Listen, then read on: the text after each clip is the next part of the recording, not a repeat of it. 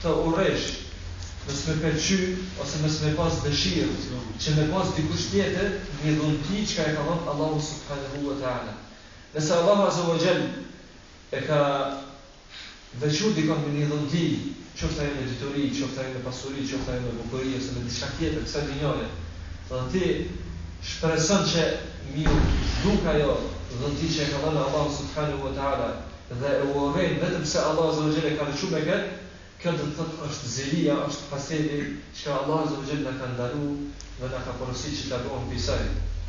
Padyshim se hasedi është një cilësive që Allahu subhanahu wa taala ka bërë haram, edhe është një cilësive që janë cilësuar me këtë cilësi një popull, një millet që Allahu azza wa jall e ka hedhë, e ka shfaq hidhrimin ndër tyre.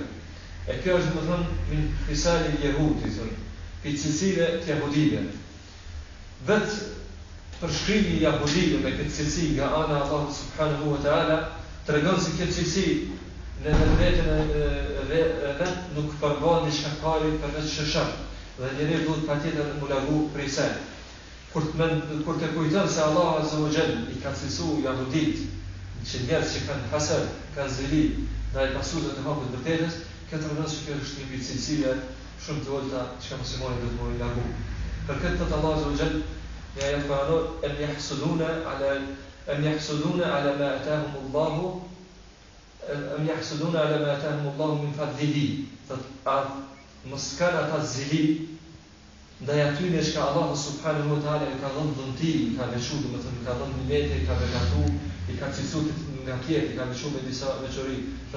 وَلَقَدْ أَتَيْنَا آلَ إِبْرَاهِيمَ الْكِتَابَ وَالْحِكْمَةَ وَآتَيْنَاهُمْ مُلْكًا عَظِيمًا. Thot ne i kemi dhënë Ibrahimit alayhi salam dhe pasardhësve të tij kemi dhënë librin, domethënë shpallje, i kemi dhënë hikmet, urtësi, وَآتَيْنَاهُمْ مُلْكًا عَظِيمًا, se dhe i kemi dhënë pushtet të madh. Thot Imam al-Qurtubi rahimahullah, ky thot është ajeti që Allah azza wa jalla ka zbrit për një sebeb që ka të bëjë me jahudit, cilët kanë qenë në Medinë. Mirë po thot nuk do të thotë që kjo është i veçantë vetëm për këtë shkak, edhe nuk përfshin, domethënë raste tjera të jahudive kur ata kanë bërë zili ndaj robëve të Allahut subhanahu wa taala. Jahudit në Medinë para ardhes së pejgamberit sallallahu alaihi wasallam kanë shpresuar se pejgamberi do të shfaqet prej tyre dhe do të luftojë mushrikët, idhujtarët. Mirë po kur pejgamberi sallallahu alaihi wasallam ka dalë për një mesi tjetër, ka dalë mbi arabëve, për kurëshëve, ata kanë shprehur me një herë zili ndaj tyre. Edhe e kanë urrejt pejgamberin sallallahu alaihi wasallam, edhe e kanë urrejt arabët në përgjithësi, vetëm se pejgamberi sallallahu alaihi wasallam ka dalë për mesit të tyre edhe nuk ka dalë për mesit të jahudive. Kjo ka qenë shkaku arsyeja kryesore pse ka kanë bozili edhe Allahu azza wa jall i ka cilësuar me këtë cilësi shumë të keqe. Mirë po ka fjalë për mufessirinë, komente që tregojnë se nuk do të thotë që hasedi jahudive, zilia e tyre ka qenë vetëm ndaj pejgamberit sallallahu alaihi wasallam, mirë po ka qenë edhe ndaj kujt? Ka qenë edhe ndaj pejgamberëve të mëhershëm, për shembull Nabi sallallahu ka thonë kanë qenë zilishar ndaj Sulejmanit alaihi salam, kur Allahu azza wa jalla ka dhënë shtet që nuk ka dhënë askujt para tij as pas tij. Si dhe ndaj pejgamberëve të tjerë, se në përgjithësi kanë pas zili ndaj pasardhëve të Ibrahimit alaihi salam, nga se pasardhët e Ibrahimit alaihi salam janë shumë dhe shumë prej tyre kanë qenë pejgamber që Allahu azza wa jalla ka shpallur. Kjo ka qenë domethënë ajo cilësia e jahudive që Allahu subhanahu wa taala na ka bërë dije, na ka dhënë drejtë që kemi kujdes mos dimë këtë drejtë, kështu që të jemi të ngjashëm me jahudi, nga se kur njeriu i përgjason një popull, është ashtu siç ka thënë Allahu subhanahu wa taala, të shërbë radikallin të rrugë minhum, kush i përgjason një popull ai është prej tyre.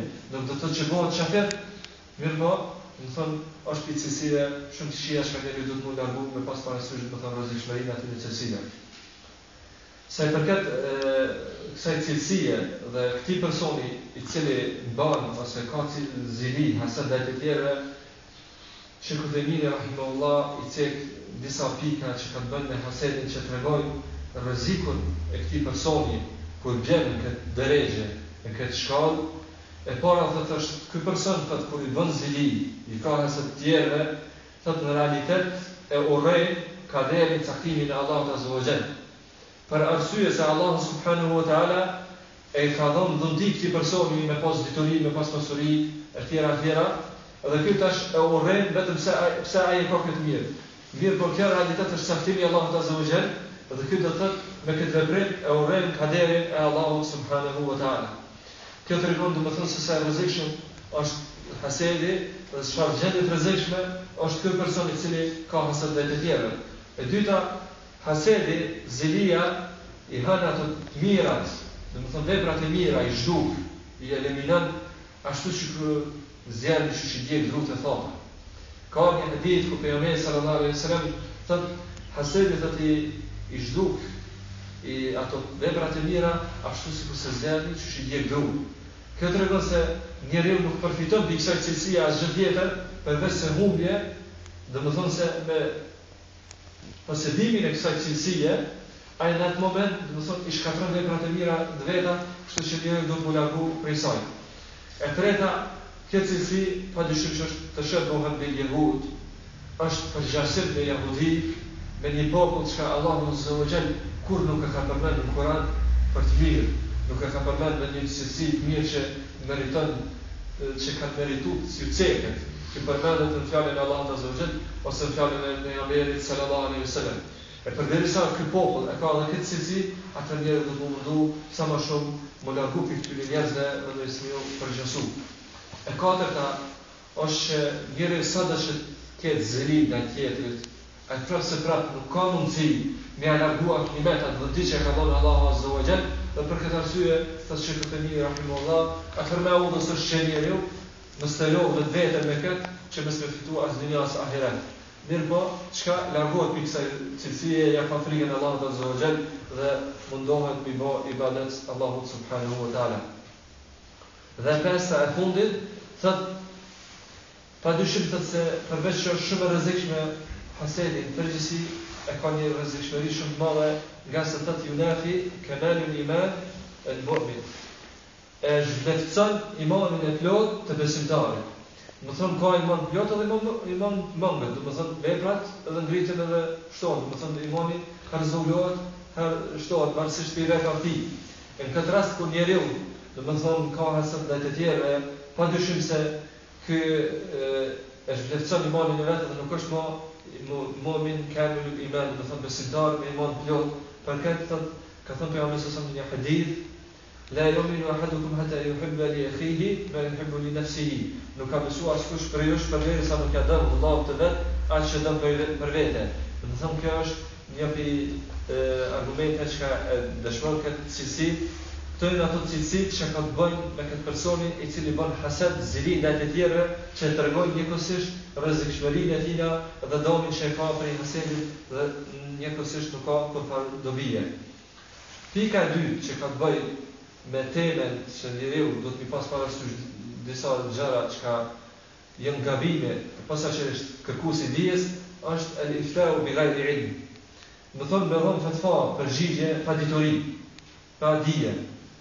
Do thonë nëse përgjigjet për një çështje të dinit të Allahut subhanahu wa taala, ai më njëherë përgjigjet duke mos u bazuar në argumente, mirë po fol vetëm për asaj çka i vjen në mendjen e tij Muhamedit. Padyshim se njeriu do të mja pas frikën Allahut subhanahu wa taala.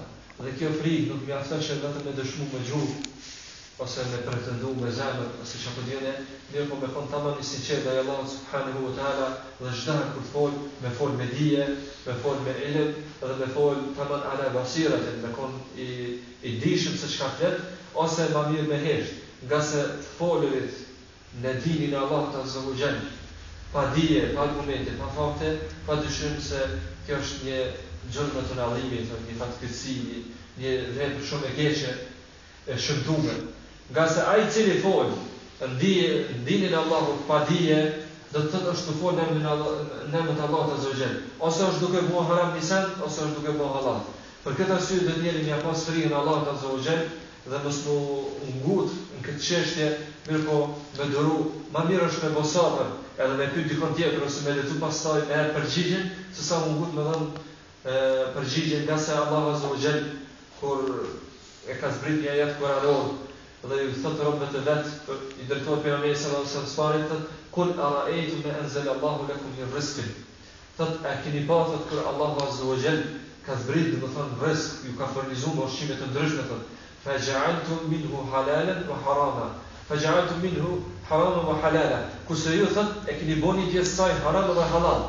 Do thot e keni konsideruar edhe pse Allah se ka bën haram, ju e keni bën haram.